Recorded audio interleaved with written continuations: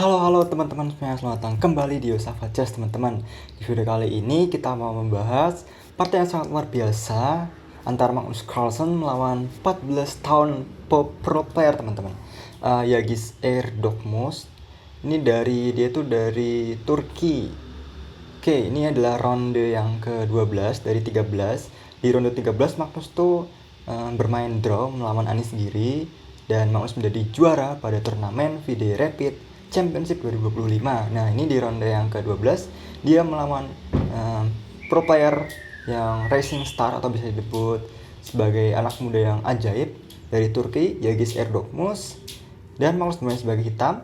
Di sini Erdogmus bermain E4, kemudian E5, kuda F3, kuda C6, dan gajah ke petak B5. Kalau gajah ke petak C4 adalah pembukaan Italia, kalau gajah ke petak B5 ini adalah pembukaan apa? Benar banget, pembukaan Ruy Lopez. Oke, di sini Magnus mainkan Morphy Defense dengan bermain A6, gajah ke petak A4. Di sini kalau misalkan putih itu makan sebenarnya juga aman aja teman-teman. Salah satu variasi juga bisa dilakukan, makan, kuda makan, terus rokade juga fine aja buat semuanya. Tapi mungkin biar lebih dinamis, Magnus Carlsen memilih untuk tidak memakan kuda di petak C6, tapi rokade pendek, kemudian gajah E7, benteng E1, B5, gajah B3, rokade pendek, C3, persiapan D4, D6 oleh Carlsen. Magnus Carlsen mempunyai suatu ide. Kuda di sini terlihat seperti masih belum aktif ya teman-teman. Jadi nanti bisa benteng ke 8, kemudian kuda sebenarnya bisa menyerang gajah atau bisa rotasi kuda seperti kalian di pembukaan Italia kan, kuda dari B itu bisa rotasi ke D2, ke F1, ke G3, suatu saat bisa ke F4. Sama di pembukaan Ruy Lopez juga salah satu idenya seperti itu. Oke, H3 mencegah gajah naik ke petak G4, kuda merotasi dirinya sendiri, mungkin bisa persiapan nantinya.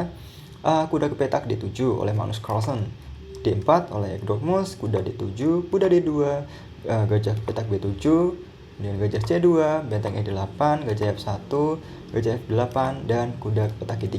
Sejauh ini masih cukup normal pembukaan Ruy Lopez. Kuda bergerak ke petak yang cukup aktif, suatu saat bisa naik ke petak G4 dengan menteri bisa membantu ke petak G3 untuk mengancam sakmat di petak G7. Oke teman-teman, Magnus di sini mempunyai pion pusat yang cukup saling berpasangan atau saling membantu dari pion C, pion D, pion E, saling bantu sama dengan yang lain. Dan Yagis Erdogmus juga mempunyai pion pusat yang cukup kuat juga. Mereka lebih banyak mengontrol pusat permainan. Oke, di sini Magnus A5, gajah menyerang pion maju supaya tidak kalah. Oke, gajah membantu penyerangan oleh putih. Magnus memainkan langkah C6 dengan ide supaya putih itu tidak bisa memainkan langkah D5 secara leluasa karena dijaga pion di petak C6 ini. Oke, kuda maju ke petak F5, Magnus memakan pion, Yagis juga memakan pion, dan Magnus mengajak pertukaran gajah dengan memainkan gajah ke petak A6 teman-teman. Karena kalau kalian tahu juga gajah putih ini di pembukaan Italia ataupun di pembukaan Ruy Lopez itu sangat-sangat kuat teman-teman. Jadi tentu saja salah satu ide hitam ingin mengajak pertukaran. Oke, Yagis menerima pion gajah makan dan benteng makan dan menteri ke petak C2. Setelah gajah meninggalkan petak ini, lalu ada menteri yang siap membantu penyerangan suatu saat jika file ini terbuka di petak H7. Gajah ke petak C7, maksudnya menteri ke petak C7, benteng B1, benteng ke petak B6 mengajak pertukaran lagi, dan Erdogmus memakan pion di petak E5, pion makan, dan juga di sini Erdogmus melakukan langkah C4 dengan ide ingin memakan pion di petak A5 ya teman-teman, yang membuka banyak ruang buat gajahnya, dan juga lebih lagi mungkin suatu saat bisa bermain C5. Oke, Magnus makan, benteng makan, kuda C5, kuda kembali ke petak G3 karena di sini teman-teman kuda itu menyerang pion 2 kali, jadi Yagis Erdogmus melindungi pion di petak E4 dengan memainkan kuda ke petak G3. Kuda merotasi dirinya sendiri. Magnus di sini ingin melindungi pion lebih lagi dan juga suatu saat bisa membantu penyerangan ke petak B6 atau mempunyai ide lainnya seperti kuda ke petak E6 lalu gajah bisa melakukan penyerangan. Karena di sini gajah masih belum aktif, bisa membantu penyerangan di petak C5 untuk menyerang pion lemah di petak F2 ini. Oke, gajah ke petak E3 dan Magnus ingin menghindari kuda naik ke petak H5 ataupun F5 ini dengan memainkan langkah G6.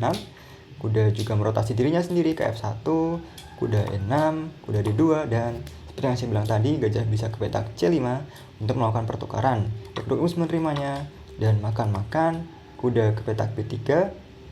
Dan di sini Magnus ingin mengaktifkan menterinya teman-teman, karena menteri di sini masih terpaku untuk menjaga pion di petak E5 ini. Jadi Magnus memainkan langkah F6 untuk menjaga pion. Jadi sewaktu-waktu kalau menteri mau bergerak kemanapun itu tidak perlu memikirkan pion ini teman-teman, karena sudah dijaga oleh pion di petak F6.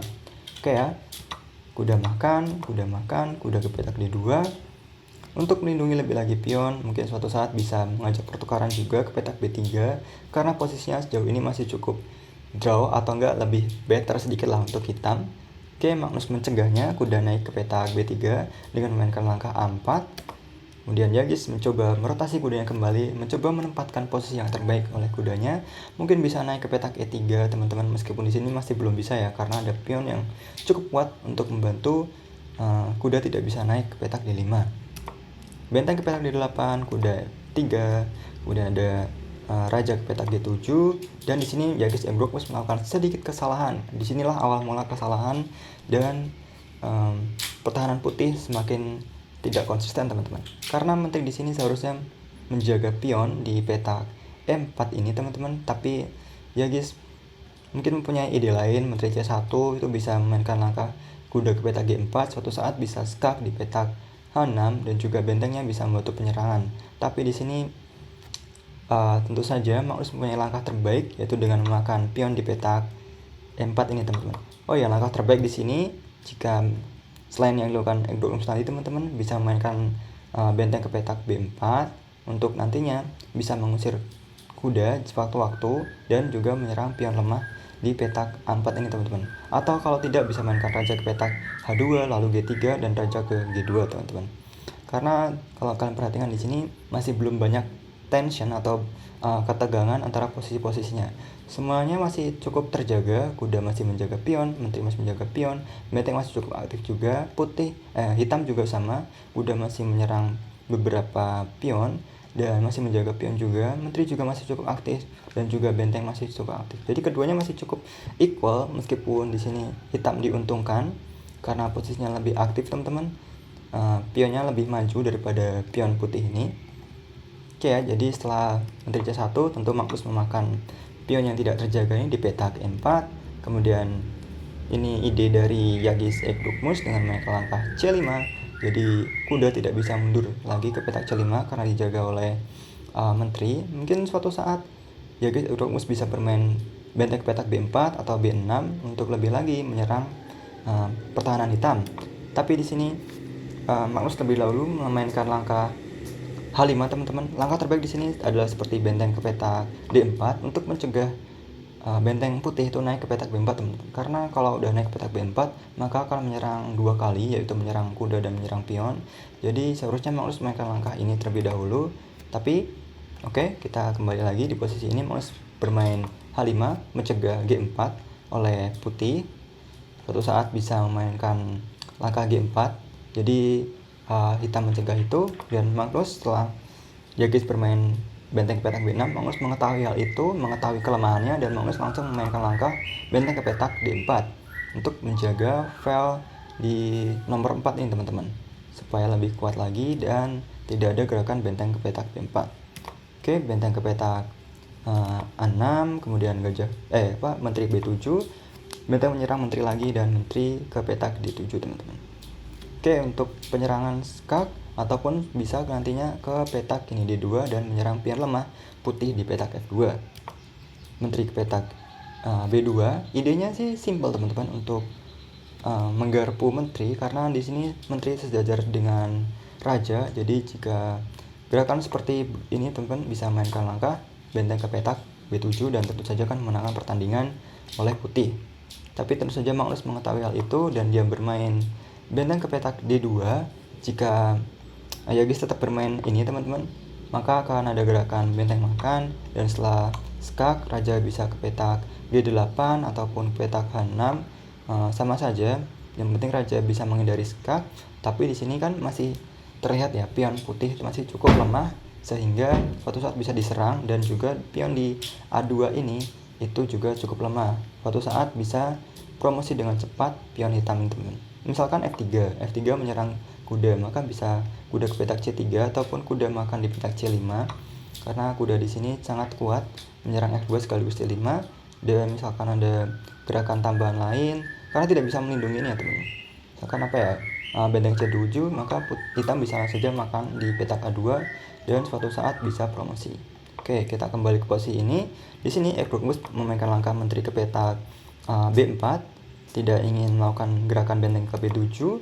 Magnus mencoba mengajak pertukaran, dan di sini kalau tidak dimakan, tentu saja Magnus mempunyai gerakan seperti kuda makan ataupun benteng makan, dan kuda di sini akan menjadi cukup lemah.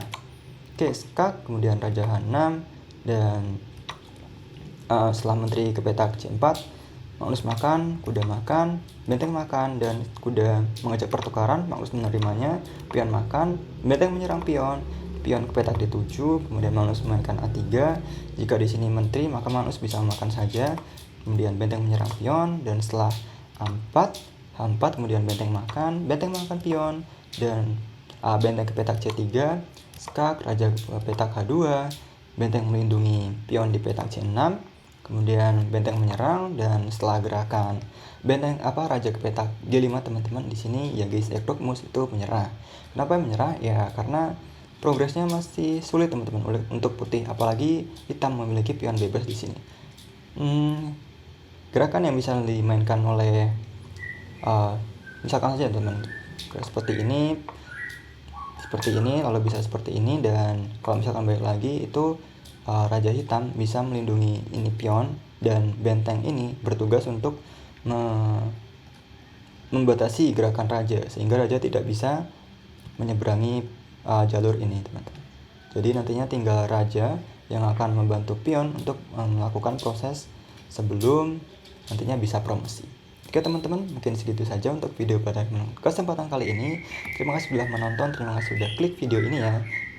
Kira-kira siapa yang akan memenangkan turnamen Blitz Championship 2025 nanti? Apakah Magnus Carlsen juga, atau kalian punya pendapat lain teman-teman? Oke ya, terima kasih teman-teman. Kita akan bertemu pada kesempatan selanjutnya. Salam Getsuno semua, kita satu keluarga. Dadah.